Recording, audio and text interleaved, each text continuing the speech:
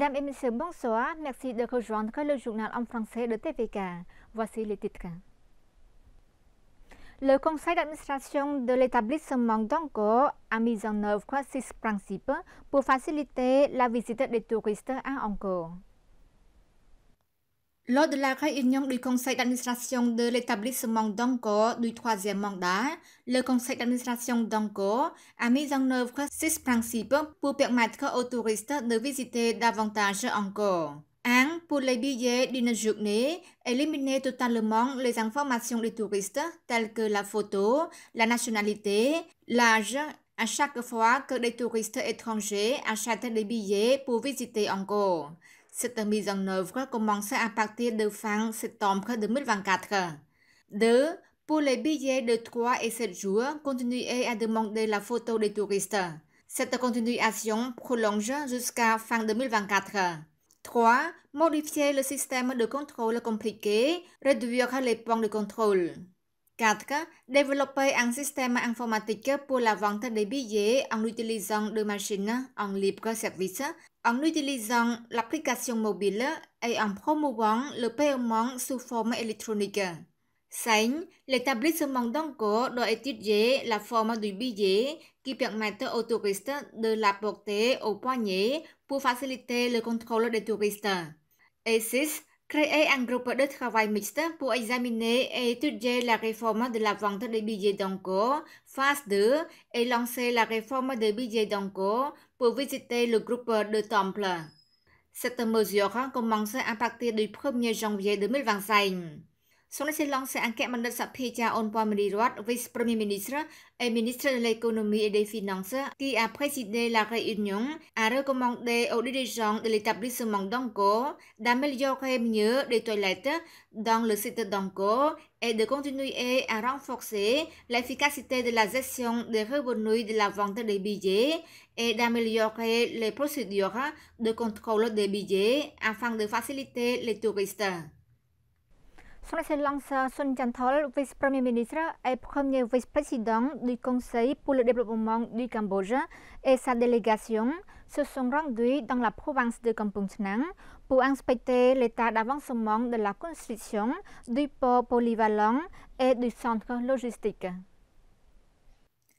Selon le responsable du port polyvalent de Kampong Chnang, le port polyvalent et le centre logistique de Kampong Chnang deviendra une zone économique spéciale importante sur le territoire de la province de Kampong Chnang, ce qui contribuera à stimuler davantage l'économie et le commerce du Cambodge. Après la visite au port, le vice-premier ministre Sun Chanthol et sa délégation ont continué à visiter le potentiel et l'investissement de plantation DVA de l'entreprise Tripip située à Bang Blek, province de Pravihia.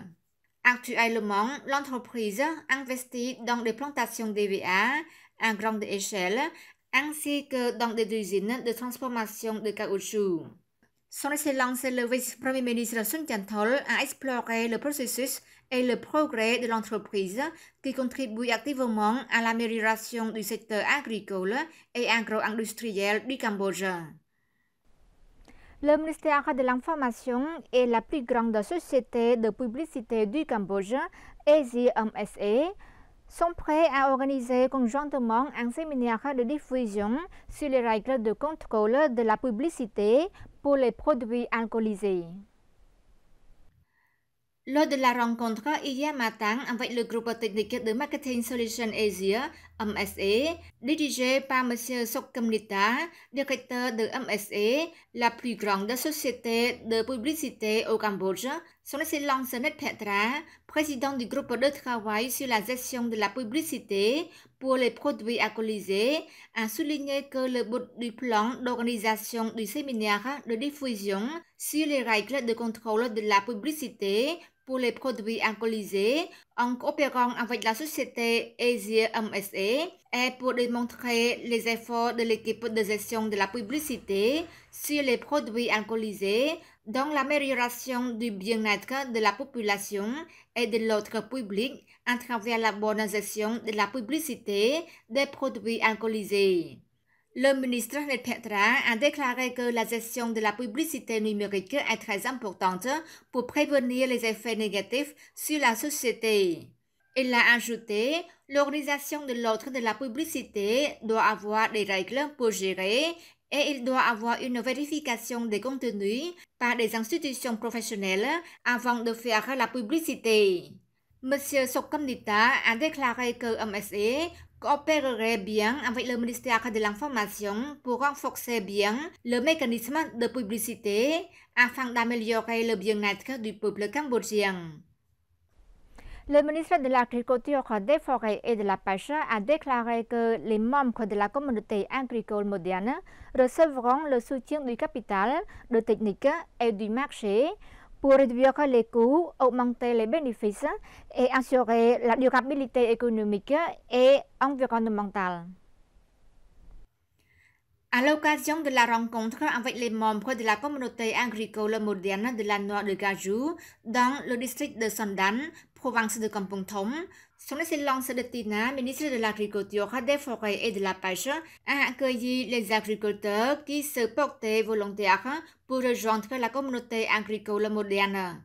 Son Excellence le ministre a déclaré que les membres de la communauté agricole moderne recevront le soutien du capital, de technique et du marché pour réduire les coûts, augmenter les bénéfices et assurer la durabilité économique et environnementale. Son Excellence Kham Phinong, sous-secrétaire d'État chargé de la mise en œuvre du programme de politique communautaire agricole moderne, a fait savoir que la communauté de Noix de Cajou de Kampong Thom compte 57 familles et a une superficie de production de 251 hectares. Selon lui, la communauté de Noix de Cajou de Kampong Thom est en train de préparer un plan d'affaires et prévoit de démarrer la production en septembre 2024.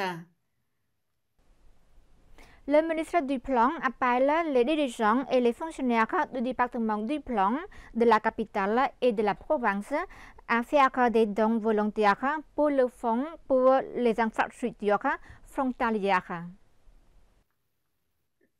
À l'occasion de sa rencontre avec les dirigeants et fonctionnaires du département provincial du Plan de Posan, Son Excellence Ben Trachai, ministre du Plan, a appelé les dirigeants et fonctionnaires du département provincial du Plan à mobiliser des dons volontaires pour le fonds de construction des infrastructures frontalières pour contribuer avec le gouvernement royal au maintien de la paix, de la souveraineté nationale et de l'intégrité territoriale et promouvoir le développement de la zone frontalière pour qu'elle soit plus forte et plus durable.